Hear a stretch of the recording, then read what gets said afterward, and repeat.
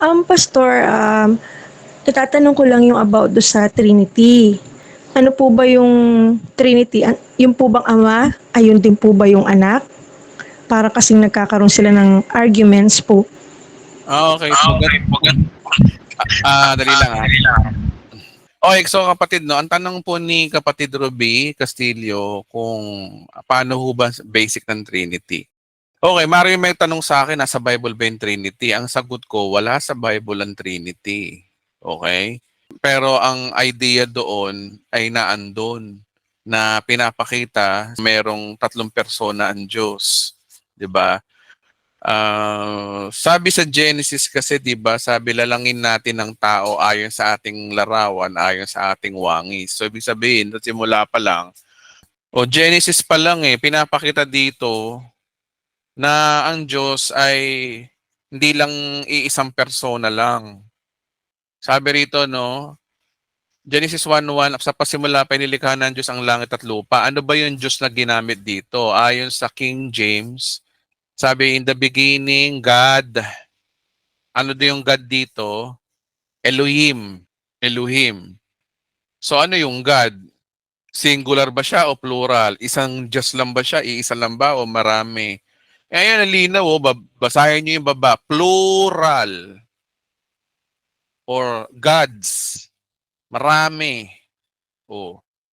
So meron na tayong idea na ang Diyos, hindi lang siya iisa, marami sila. Uy, marami sila. Okay, gaano sila karami? Oh, 'di ba? 'Yun ang tanong doon. O basically kung babasahin mo ang Bible, pinapakita na iba yung Ama at iba yung Anak. Kay Jesus Christ pa lang, 'di ba? Sinabi niya na pupunta ako sa Ama. Ibig sabihin, si Jesus Christ tsaka yung Ama magkaiba sila.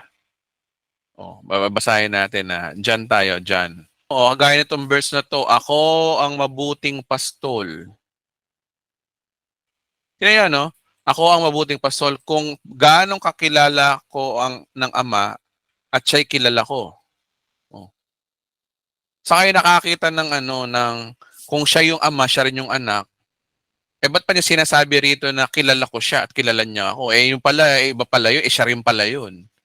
Nakakita na ba kayo ng kilala ko si Edwin, alam ba ako yun Edwin, si Edwin tsaka si Francisco, pareho lang pala sila. Sabihin ko, kilala ko si Edwin kasi ako yun. Ay, ikaw naman Edwin, sino ka? Ikaw din yun. Ano yun? Niloloko ba tayo nito kung siya rin nan yun? Oh, tapos meron pa nga si Jesus Christ, di ba, nananalangin. Ama namin nasa langit. Oh. Kung mananalangin siya sa Ama, ba't pa siya nanalangin sa Ama? Siya rin pala yun. Pwede naman niya sabihin na Jesus. Oh, pwede naman niya sabihin yun. O iba yun. Biro mo, titingala pa sa langit si Jesus Christ kung siya rin pala yung Ama. Ano yun? Parang lumalabas yata na may psychopathic problem yung kausap mo yung sarili mo, no? Pagdududahan ka ng noon, ng doktor noon sa mental, kinakausap mo yung sarili mo. So, ibig sabihin, iba yung Diyos Ama, iba yung Diyos Anak. Ngayon, sino ba yung Diyos? Yung Diyos Ama. Understood na yun, ang Diyos Ama ay Diyos. Diyos siya. O yung anak ba, Diyos? Basa, Philippians chapter 2, verse 8. Sabi rito, naway magkaroon kayo ng kaisipan na tulad ni Kristo Jesus. Sino ang subject? Si Kristo Jesus. Ngayon, ano daw siya? Ano daw si Kristo? Verse 6, kahit siya'y likas, natural, paglikas natural at tunay na Diyos. Malaking dito o Diyos. Diyos talaga siya. Oh. Hindi niya ipinagpilitan manatiling maging kapantay ang Diyos. Halip kusa niyang hinubad ang kanyang pagiging kapantay ng Diyos. O ibig sabihin, kapantay niya ang Diyos. O dyan pa lang, knock-out na eh. Kung hinubad lang niya yung pagiging kapantay ng Diyos, ibig sabihin, kapantay niya ang Diyos, hinubad nga lang niya. Ano siya dati? O, ibig sabihin nun, kapantay niya ang Diyos. Magkaiba sila, no? Pero kapantay niya. O dyan pa lang, maliwanag na yung Diyos Ama at ang yung Diyos Anak, si Kristo ay Diyos din, si Jesus Christ pala yun. Tapos kapantay niya ang Diyos. Magkaiba sila pero co-equal sila. Kapantay nga eh. O. Ngayon, kung si Jesus Christ ay kapantay niya ang Diyos at siya ay Diyos at ang Ama ay Diyos, dalawa na ngayon ang Diyos. O dalawa ng persona ang Diyos ngayon. O meron pang pangatlo, no? Si Jesus Christ. Teka lang ah. Okay, punta tayo sa John chapter 15 verse 6. Yung Holy Spirit, ano ba siya? Diyos ba siya? O baka espiritu lang siya ni Kristo or whatever. Tingnan natin. John chapter 15. Walang Trinity sa Bible. Wala yung word na Trinity. Pero yung idea na andito eh. Yung mga pilosopo gusto saan sa Bible yan? Saan sa Bible yung Trinity? Eh tanongin ko kayo, nasan sa Bible yung Bible? Sige nga. Oh. Kung wala sa Bible ang Bible, tapon nyo na yung Bible nyo. Oh. Kasi napakapipiloso po ng mga Pilipino sa totoo lang, yung mga namanan natin kay Elo Soriano, Diyos ko, 1526. Dapat kasi gamit-gamit din ng common sense at utak. Yung ibang mga mamimiloso po sa comment section, no? Okay, sabi rito, no? Ngunit sa pagdating ng tagapagtanggol, ang espiritu ng katotohanan na susuguin ko mula sa Ama, magpapatotoo siya tungkol sa akin. Oh. Nagpapatotoo rin ta tungkol sa akin sapagkat pasimula pa'y kasama ko na kayo. Ano yung King James dito, no? Comforter. Meron siyang sinabi na another eh. Pag sinabing another, ibig sabihin, kagaya ni Kristo. Pag another or, okay, so John chapter 14, verse 16 to 18. So nasolve na yung problema natin na Diyos Ama, Diyos Anak, pareho, kapantay, Diyos sila, okay? Yung espiritu na lang ang problema natin.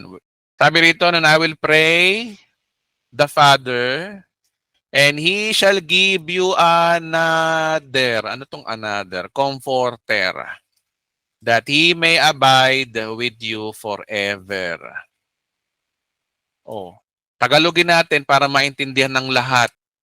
Dadalangin ako sama upang kayo bigyan ng isa pang, yung word na isa pang, tagapagtanggol. Tingnan niyo yung lengguwahe rito, isa pa. Pag sinabing isa pa, ibig sabihin, di ba pag umorder kayo sa Jollibee, isa lang yung manok ang binigay sa'yo. So sasabihin mo doon, isa pa nga po, anong isa pa? Isa pang lugaw, ibibigay sa'yo lugaw. Hindi.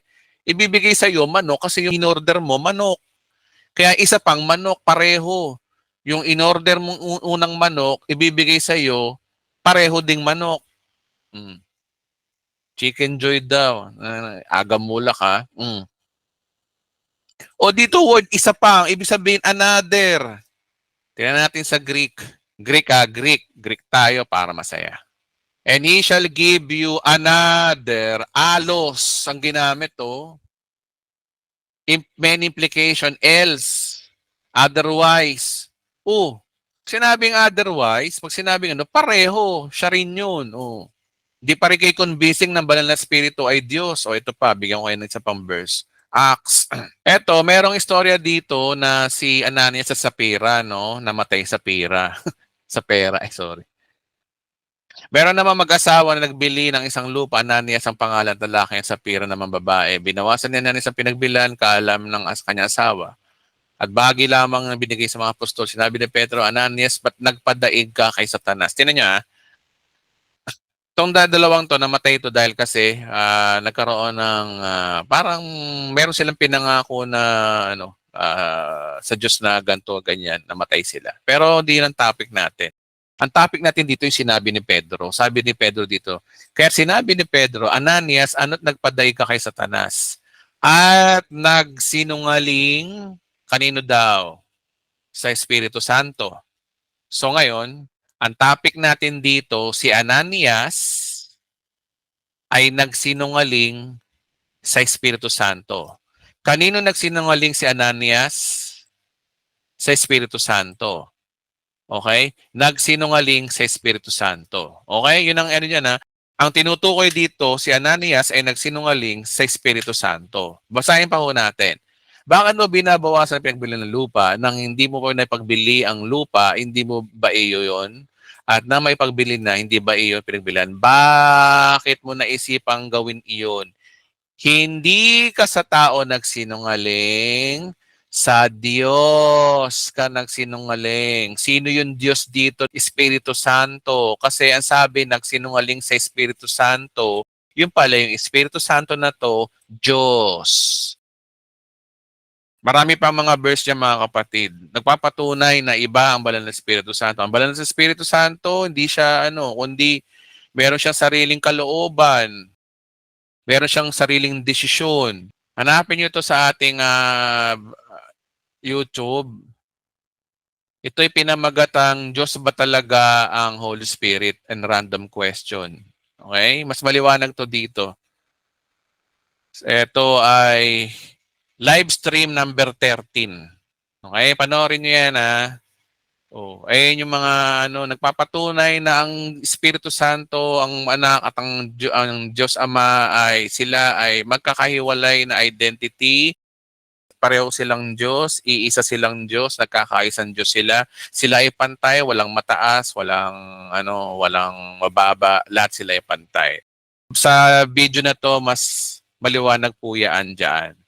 So sa tingin ko kapatid, yun lang po ang maaari kong maisagot kapatid na ano pangalan nito? Sino yung kausap ko kanina? Si Ruby ba yun? Tama ba? Salamat po, Pastor. Yun lang po. Yun lang po ngayon ang tanong ko po.